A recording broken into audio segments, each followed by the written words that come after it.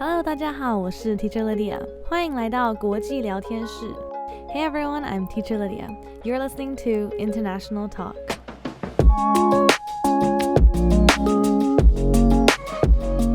今天的来宾是 Ahmad， 因为有人说我们长得很像，所以我都会把他称为我弟弟。那我弟弟 Ahmad 呢，他是一位在英国长大的人，但是他父母是埃及人。今天我们会聊聊英国人的刻板印象，在两个不同文化长大的影响，还有小时候搬家的经验，最后会聊聊他来台湾的心得。Today's guest is Ahmad. Many people think that we look alike, so I started referring to him as my little brother. He's English with Egyptian parents. In today's conversation, we talk about English stereotypes, growing up with two opposite cultures, the influence of moving around as a child, and his experience in Taiwan. So without further ado, let's get started. Welcome, Ahmad. Thank you so much for coming today. Thank you. So why don't we start with telling everyone, where are you from? I'm from the UK, but my parents were born in Egypt. Interesting. We're going to dive into that a bit more later. And which countries have you lived in? I've lived in the UK, the UAE. I was in Beijing for a time, and now I'm in Taiwan. So yes, my first British guest. Which British stereotypes are true, and which ones are untrue? Which ones have you heard, actually? Well, there's a stereotype amongst Europeans especially that Brits, they like to go to the beach in Southern Europe and then burn themselves to a crisp. So you'll often see Brits on a plane, very, very red, and they'll be very, very pleased about it. That's very, very true. I would say we probably come across as quite polite and a bit indirect. We kind of think of ourselves as quite awkward. We do drink a lot of tea. Fish and chips is a thing. I'm not a huge fan, personally. But that's quite often. You often see that in canteens on a Friday, so that's a thing. Is our food rubbish? Oh yeah, that's a common one. No. I personally don't. There's good stuff and there's bad stuff, you know. There's like shepherd's pie is great. Shepherd's or cottage pie. Exactly. Bangers and mash. See, I don't eat sausage, so I don't eat sausage. Right, that's fair. I just Yorkshire puddings. Yeah. I love Yorkshire puddings with mashed potatoes and gravy. Yes, the gravy is the essential bit. There's a name for it, right? Where you have like the big Yorkshire pudding, and then you have what is it called? They start something frog, something toad. Toad in the hole? I don't remember. I think so.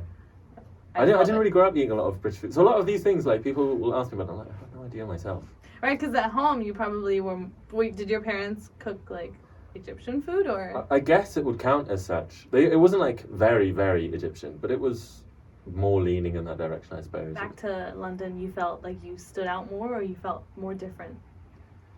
Yeah, I think it was more that I expected, because I was like, oh, you know, I'm British. I used to say like, I'm half British, half Egyptian, which is, I suppose, not technically correct because both my parents were Egyptian.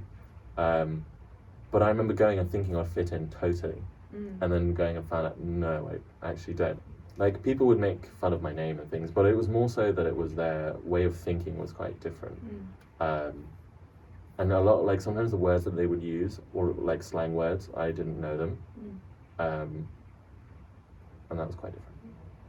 I can understand that though, because I'm also half Taiwanese, but when I came to Taiwan as well, I was like, oh wow, no, I'm not the same as a fully Taiwanese person, or even someone who grew up here. You know, there's a lot of mindsets I think we grow up with and we learn based on our environment. And so it's never what you expect, I think.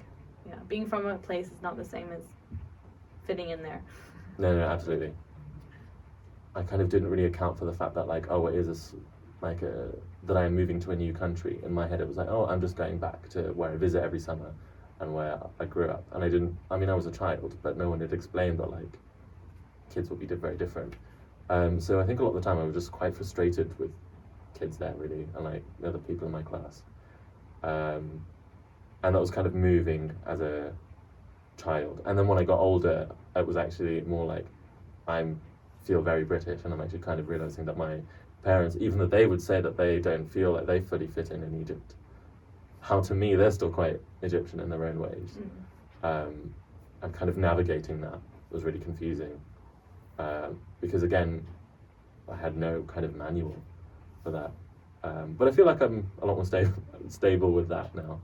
I think it's definitely a process that all third culture kids go through, like that process of trying to be a bit of one side but the other, and then finding a balance, and then accepting the fact that we're just different. Yeah. That we just fit in everywhere and nowhere at the same time. Yeah. If you could go back to your 7.5-year-old self to like warn him or like tell him, what would you say? Do you think that would help? Ooh, that's a good question. I never thought of that. Put you on the spot.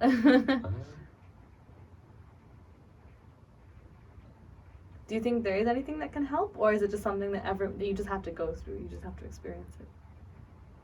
Yeah, I do sort of think you have to kind of go through it. I mean, if I suppose if there was anything I could tell myself, it gets easier when you're older, I suppose. And it's totally normal, because I think a lot of the time I was like, I don't understand where all of this is coming from. Right. And there's a lot of confusion as well. And I don't think my parents had really I don't want to say they hadn't thought of it, but kind of they didn't maybe explain it. They haven't experienced it themselves either, so. No, not really.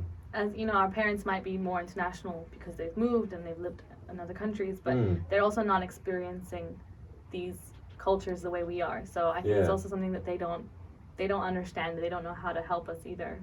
So. And there was a lot of things that I realized my parents they're not really British. Yeah. So of course they won't understand because they've never been through it. Yeah. They've never been through the school system. I mean, they've both got British passports now, but at that time they didn't. Yeah. So.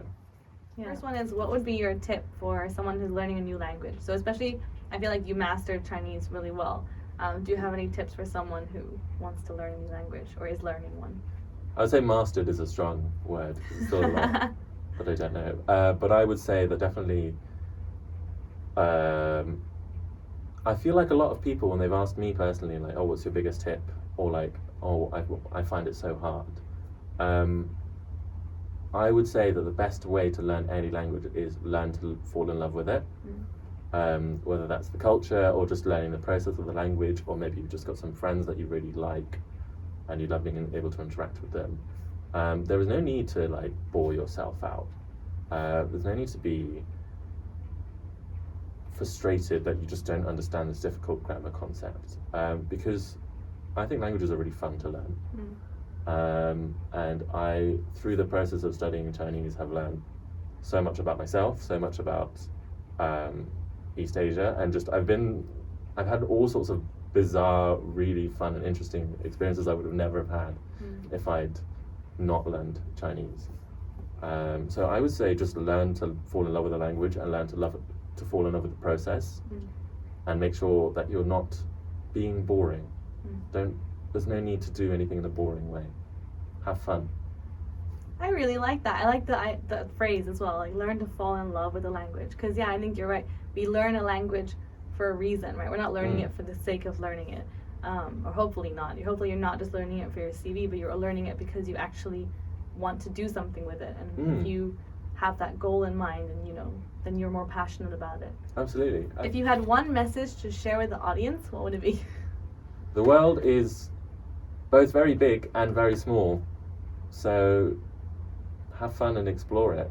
We're all about to destroy the earth anyway, so use this time and see as much of it as you can, and meet lots of people, and have fun. Life is short. 谢谢大家收听我们的 podcast， 很开心跟你们讨论我的生活背景. I don't know if that's a word, but yeah, you can say that. 谢谢大家 Yay, thank you. 想听更多访谈内容和精彩的故事吗？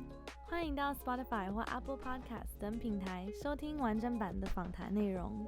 直接搜寻 Teacher Lydia 国际聊天室 International Talk 就能找到。也欢迎追踪我的 IG， 还有订阅这个平台。